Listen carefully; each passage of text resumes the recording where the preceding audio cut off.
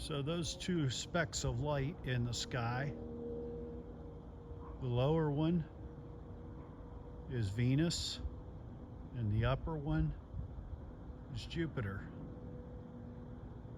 I saw them a week ago, and they're going to get closer together as the nights go, and one night they'll the moon will be right next to them, and they'll be almost side by side.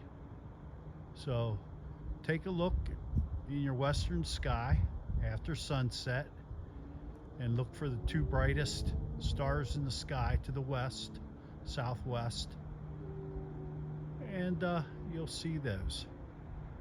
Venus on the bottom, Jupiter on top, and just a couple of planets out there in the night sky.